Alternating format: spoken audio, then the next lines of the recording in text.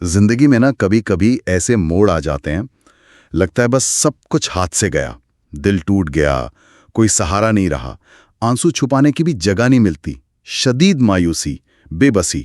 کون ہے جو ایسے حالات سے نہیں گزرا؟ جی بالکل، یہ زندگی کا حصہ ہے۔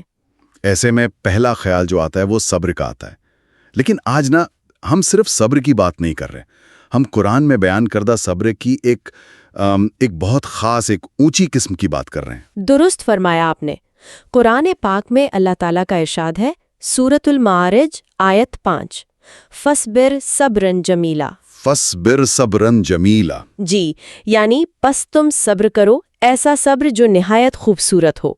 یہاں صرف صبر نہیں بلکہ صبر جمیل یعنی خوبصورت صبر کی بات ہو رہی ہے۔ اور یہیں سے میرا پہلا سوال نکلتا ہے، صبر اور خوبصورتی۔ عام طور پہ تو صبر کا مطلب ہوتا ہے تکلیف، مجبوری، بس برداشت کرنا۔ تو یہ خوبصورت کیسے ہو سکتا ہے؟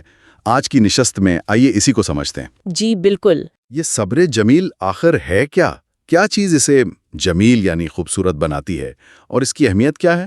یقیناً اس کو سمجھنے کے لیے ہمیں اس کی کچھ خاص باتوں، اس کی خصوصیات کو دیکھنا ہوگا۔ پہلی اور شاید سب سے اہم بات، اس میں شکوہ نہیں ہوتا۔ شکوہ نہیں ہوتا؟ اچھا، یعنی دل چاہے جتنا بھی غمگین ہو، آنکھیں رو رہی ہوں، لیکن زبان پر اللہ سے یا تقدیر سے کوئی گلہ، کوئی شکایت نہیں۔ یہ تو بہت مشکل لگتا ہے، اندر کچھ اور باہر کچھ اور۔ جی، یہ آپ نے بہت اہم نقطہ اٹھایا۔ دیکھیں، انسان ہے ہم، تکلیف ہوتی ہے، غم لگتا ہے، رونا بھی آتا ہے، یہ سب فطری ہے۔ صبر جمیل کا مطلب یہ نہیں کہ آپ جذبات کو دبا دیں یا آنسو پونچھ لیں۔ اچھا، اصل بات یہ ہے کہ زبان سے، اپنے رویے سے شکوہ نہ جھلکے، شکایت نہ ہو۔ درد محسوس کریں، بالکل کریں، مگر اللہ کے فیصلے پر اعتراض یا ناگواری کا اظہار وہ نہ ہو۔ تعلق میں کوئی آپ کہہ لیں کدورت نہ آئے۔ تو پہلا امتحان زبان اور رویے کا ہے۔ دل میں جو بھی طوفان ہو، باہر شکوہ نہیں۔ اچھا، تو پھر اگر شکوہ نہیں کرنا تو بندہ اپنی پریشانی کا کیا کرے، کیسے نکالے؟ یہیں سے دوسری خصوصیت سامنے آتی ہے، وہ ہے بے چینی اور گھبراہٹ کا عدم اظہار۔ بے چینی کا عدم اظہار مطلب یہ کہ تکلیف اور پریشانی کو آپ ایک ذاتی معاملہ بنا لیں، بس بندے اور اس کے رب کے بیچ کا ایک راز۔ دوسروں کے سامنے چیخنا، چلانا، ہائے واویلا کرنا، اپنی بے بسی کا رونا، ہر ایک کو اپنی مشکل سنا کر ہمدردی مانگنا، یہ صبر جمیل کے خلاف ہے۔ یعنی ایک طرح کا وقار جو شاید اللہ پر توکل سے آتا ہے کہ میری کمزوری، میری ضرورت وہ صرف میرا اللہ جانتا ہے، میں مخلوق کے سامنے تماشا کیوں بناؤں؟ بالکل، کیا خوب کہا آپ نے وقار۔ یہ وقار آتا ہی اللہ پر مکمل یقین اور توکل سے ہے۔ جب بندے کو یہ پتا ہونا کہ میرا معاملہ اللہ کے ہاتھ میں ہے اور وہی بہترین کرنے والا ہے، تو پھر دوسروں کے سامنے بے صبری دکھانے کی، گھبراہٹ ظاہر کرنے کی ضرورت نہیں رہتی۔ تکلیف دل میں ہے، ضرور ہے، مگر باہر ایک سکون، ایک ٹھہراؤ نظر آتا ہے۔ یہ اندر کی کیفیت ہے۔ ٹھیک ہے، تو شکوہ نہیں، بے چینی کا اظہار نہیں، لیکن کیا مشکلیں انسان کے اس کے مجموعی رویے پر، اس کے کردار پر اثر نہیں ڈالتی؟ کیا صبر جمیل اس بارے میں بھی کچھ کہتا ہے؟ جی بالکل کہتا ہے، اور یہی اس کی تیسری بہت اہم خصوصیت ہے، حسن عمل کا برقرار رہنا۔ حسن عمل یعنی یہ کہ زندگی کی سختیاں، آزمائشیں، تکلیفیں، یہ سب مل کر بھی آپ کے بنیادی کردار کو، آپ کی اچھائی کو، آپ کی نیکی کو خراب نہ کریں۔ آپ کے چہرے کی جو رونق ہے، لہجے کی نرمی، دوسروں کے ساتھ معاملات میں جو اچھا سلوک ہے، وہ قائم رہے۔ ایسا نہ ہو کہ مصیبت آئی تو آپ چڑچڑے ہو گئے، بدمزاج بن گئے، دوسروں کو تکلیف دینے لگے۔ یہ تو واقعی بہت اونچا معیار ہے۔ مطلب حالات جیسے بھی ہوں، آپ اپنی بنیادی نیکی اور اپنا مثبت رویہ نہ چھوڑیں۔ پر کیا یہ ممکن بھی ہے؟ اتنی بڑی تکلیف ہو اور آپ کا حسن عمل ذرا بھی متاثر نہ ہو؟ کبھی غصہ، کبھی بدمزاجی، یہ تو آ ہی جاتا ہے نا۔ مشکل ضرور ہے، میں مانتی ہوں، مگر ناممکن نہیں۔ اور اصل میں یہی تو ایمان کی پختگی کا، اس کی مضبوطی کا امتحان ہے۔ جب باہر کے حالات آپ کے اندر کی روشنی کو، آپ کی خوبصورتی کو بجھا نہ سکیں، تو پتہ چلتا ہے کہ ایمان صرف زبان تک نہیں، وہ دل میں اترا ہوا ہے۔ صحیح۔ یہ کوئی دکھاوا نہیں ہے، یہ اندر کی گہری کیفیت کا باہر نظر آنا ہے۔ غصہ آ سکتا ہے، بالکل فطری جذبہ ہے، مگر اس پر قابو پا لینا، اسے اپنے عمل پر حاوی نہ ہونے دینا، یہی تو اصل کامیابی ہے۔ تو اگر ان تینوں باتوں کو ملا کر دیکھیں، شکوہ نہیں، بے چینی کا اظہار نہیں، اور حسن عمل بھی قائم ہے، تو صبر جمیل تو صرف چپ چاپ سہ لینا نہیں ہوا، یہ تو ایک بہت ایکٹیو، ایک مثبت رویہ لگ رہا ہے، بلکہ شاید ایک طرح کا اعلان۔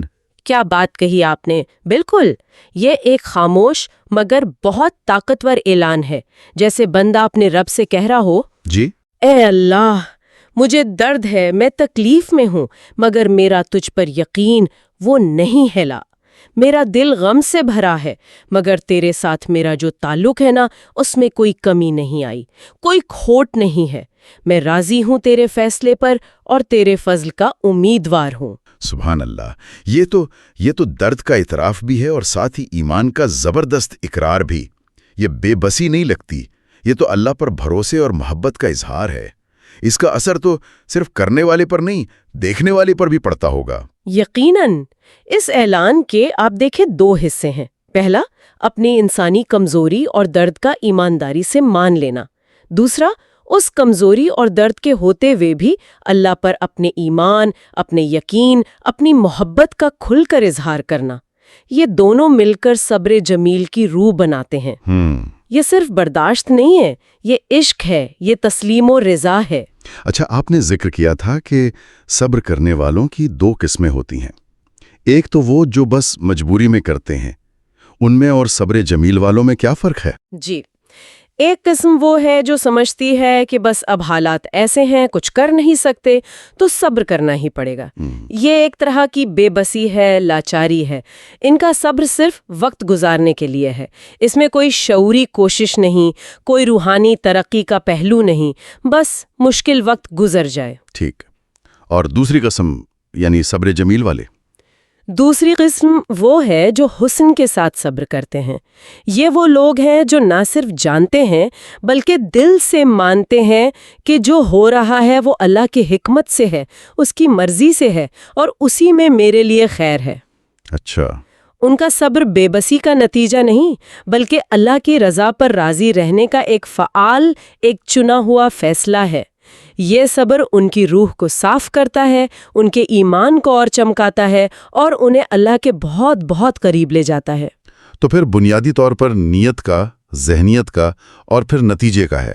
ایک طرف صرف مجبوری میں برداشت، دوسری طرف اللہ کی رضا کے لیے خوبصورت رویہ اپنانا۔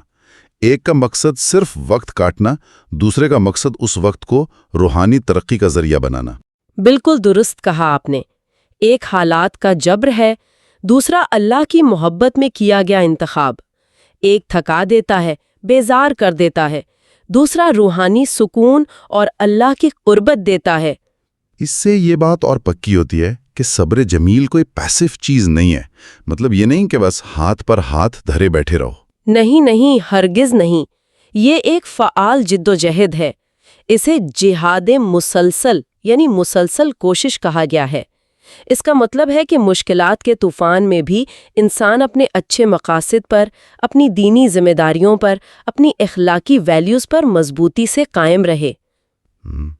وہ حالات سے مایوس ہو کر بیٹھ نہیں جاتا، بلکہ اللہ پر توکل کر کے اپنی مثبت کوششیں جاری رکھتا ہے۔ یعنی یہ فعال ہونا، ایکٹیو رہنا، یہ کلیدی بات ہے۔ یہ صرف سہنا نہیں ہے، بلکہ مشکلات کے دوران بھی اپنی سمت ٹھیک رکھنا، اپنے کام کرتے رہنا، بہتری کے لیے کوشش کرتے رہنا۔ جی ہاں، یہ مقصد سے جڑا ہے۔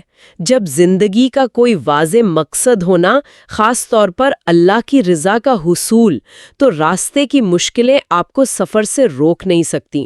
آپ ان مشکلات کو منزل تک پہنچنے کے راستے کا حصہ سمجھتے ہیں اور صبر جمیل کے ساتھ ان مرحلوں سے گزر جاتے ہیں۔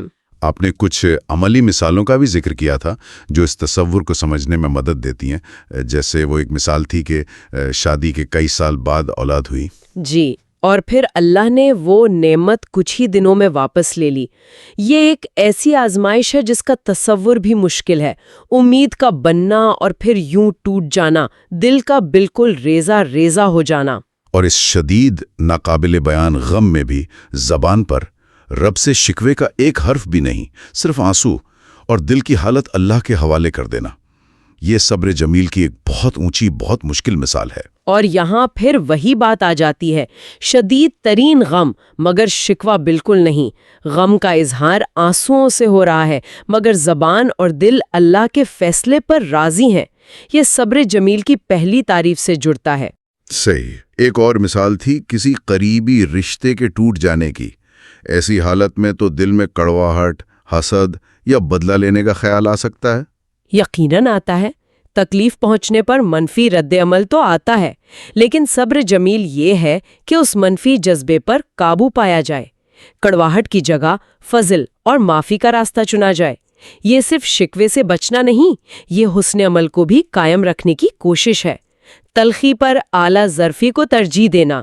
اور تیسری مثال کاروبار میں نقصان کی۔ یہ بھی تو انسان کو ہلا کر رکھ دیتا ہے، مالی طور پر بھی، ذہنی طور پر بھی۔ جی، اور ایسے میں قسمت کو یا حالات کو کوسنے لگنا یا مایوس ہو کر ہاتھ پاؤں چھوڑ دینا، اس کے بجائے یہ ارادہ کرنا کہ اللہ پر بھروسہ ہے، میں دوبارہ محنت کروں گا، یہ بھی ایک عملی رویہ ہے۔ ہاں، یہ لچک ہے، ریزیلینس، اور اللہ کی رزاقیت پر یقین کہ نقصان ہوا مگر زندگی ختم نہیں ہوئی۔ اللہ سے مدد مانگتے ہوئے دوبارہ کوشش کرنا، یہ رویہ بھی صبر جمیل کا حصہ ہے۔ یہ حسن عمل کا تسلسل ہے۔ اور ایک مثال بیماری کے حالت میں بھی چہرے پر امید اور سکون کی جھلک باقی رکھنا۔ یہ ظاہری پہلو بھی اہم ہے۔ جی، اہم ہے کہ جسم تکلیف میں ہے، کمزور ہے، لیکن چہرہ مایوسی اور نا امیدی نہیں دکھا رہا۔ وہاں اب بھی ایک روشنی ہے، ایک امید ہے۔ اور یہ جو باہر کی روشنی ہے نا، یہ اصل میں اندر کے سکون، اللہ پر یقین اور اس کی رحمت کی امید کا عکس ہوتی ہے۔ یہ گواہی ہے کہ بیماری جسم پر تو حاوی ہوئی ہے مگر روح اور ایمان پر نہیں۔ یہ بھی حسن عمل کے قائم رہنے اور بے چینی نہ دکھانے کی ایک ملی جلی شکل ہے۔ یہ سب جاننے کے بعد اب یہ سوال اور بھی اہم ہو گیا ہے کہ آخر اللہ تعالیٰ نے اتنے مشکل صبر کا یعنی صبر جمیل کا حکم دیا ہی کیوں؟ اس کا مقصد کیا ہے آخر؟ اس کا جواب بہت گہرا ہے۔ یہ حکم اس لیے نہیں کہ یہ آسان ہے، بلکہ اس لیے کہ صبر جمیل وہ عمل ہے جو بندے کو اللہ کے سب سے زیادہ قریب لے جاتا ہے۔ یہ قربت کا آپ سمجھے فاسٹ ٹریک ہے۔ یہ تو پوری بات ہی بدل گئی۔ یعنی غم اور تکلیف سزا نہیں بلکہ اللہ سے ملنے کا ذریعہ بن سکتے ہیں۔ یہ تو غم کو ایک بالکل نیا، ایک اونچا مقام دینے والی بات ہے۔ دراصل صبر جمیل غم کو ایک روحانی تجربے میں، ایک مرتبے میں بدل دیتا ہے۔ آزمائش جو بظاہر توڑنے والی چیز لگتی ہے، وہ بندے کو اللہ سے جوڑنے کا سب سے مضبوط ذریعہ بن جاتی ہے۔ یہ ایک قسم کی روحانی کیمسٹری ہے جو صرف صبر جمیل سے ہوتی ہے۔ مشکل جو ہے وہ قربت کا وسیلہ بن جاتی ہے۔ اور اس عظیم صبر کا، اس خوبصورت جدوجہد کا صلہ کیا ہے؟ قرآن میں کیا وعدے ہیں اس کے؟ قرآن پاک میں صبر کرنے والوں کے لیے بڑی خوشخبریاں ہیں۔ پہلا اور بہت اہم وعدہ، ان اللہ مع الصابرین۔ ان اللہ مع الصابرین، بے شک اللہ صبر کرنے والوں کے ساتھ ہے۔ اس ایک جملے میں کتنی طاقت ہے، کتنی تسلی ہے، یہ جاننا کہ مشکل کی اس گھڑی میں، تنہائی کے اس احساس میں، کائنات کا بنانے والا خود آپ کے ساتھ ہے۔ یہ احساس ہی آدھی تکلیف ختم کر دیتا ہے۔ جی، اور ساتھ ہونے کا مطلب صرف یہ نہیں کہ اللہ موجود ہے، بلکہ اس کی خاص مدد، اس کی رحمت، اس کی طرف سے دل پر اترنے والی سکینت، اس کی رہنمائی، ان سب کو اپنے ساتھ محسوس کرنا۔ یہ ایک ایسا تجربہ ہے جس کی گہرائی صبر کرنے والا ہی جانتا ہے۔ اور دوسرا وعدہ، وہ تو اس سے بھی بڑا لگتا ہے۔ جی ہاں، وہ ہے انما یوفی الصابرون اجرہم بغیر حساب۔ بغیر حساب، صبر کرنے والوں کو ان کا اجر بے حساب دیا جائے گا۔ بے حساب یعنی جس کی کوئی گنتی نہیں، کوئی حد نہیں، کوئی اندازہ ہی نہیں۔ یہ تو سوچ سے بھی باہر ہے۔ بے حساب کا مطلب ہی یہی ہے کہ اس اجر کا پیمانہ ہماری عقل، ہمارے شمار سے باہر ہے۔ یہ اللہ کی شان کے مطابق ہوگا، صبر کرنے والے کی ہر سوچ، ہر تصور سے کہیں زیادہ۔ اور یہ اجر صرف آخرت کے لیے نہیں ہے، اس کے اثرات دنیا میں بھی نظر آنا شروع ہو جاتے ہیں، قلبی سکون کی شکل میں، حکمت میں اضافے کی صورت میں، روحانی بلندی کی شکل میں۔ تو آج کی اس ساری گفتگو کا خلاصہ یہ ہوا کہ صبر جمیل صرف دانت پیس کر وقت گزارنا نہیں ہے، یہ ایک فعال، ایک شعوری اور ایک خوبصورت رویہ ہے۔ یہ وہ صبر ہے جس میں زبان پر شکوہ نہیں، دوسروں کے سامنے بے چینی کا اظہار نہیں، اور کردار کی اچھائی بھی قائم رہتی ہے۔ جی بالکل۔ یہ اللہ پر کامل یقین اور محبت کا عملی ثبوت ہے، اور اس کے نتیجے میں دنیا کی ہر ہار، ہر نقصان، ہر غم ایک عظیم نیکی اور اللہ سے قربت کا ذریعہ بن جاتا ہے۔ وہ ٹوٹا ہوا دل جو صبر جمیل سے جڑا ہو، وہ اللہ کے نزدیک ایک انمول خزانہ بن جاتا ہے۔ آپ نے بہت خوبصورتی سے سمیٹا ہے۔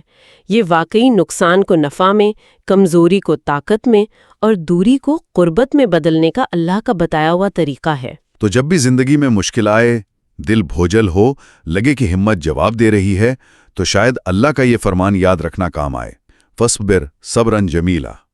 اپنے درد کو، اپنی آزمائش کو شکوے سے نہیں بلکہ حسن عمل سے، توکل سے سجائیں، کیونکہ اللہ کے نزدیک یہی صبر سب سے خوبصورت ہے۔ جی، یہ ایک مسلسل یاد دہانی ہے، اپنے آپ کو یاد دلاتے رہنے کی بات ہے۔ بہت اچھا سوال ہے۔ اور اگر ہو سکتی ہے تو کیسے؟ کیا روز مرہ میں اس کی عادت ڈالنا ہمیں مستقل طور پر زیادہ پرسکون اور اللہ کے زیادہ قریب نہیں کر دے گا؟ اس پر ضرور غور کیجیے گا۔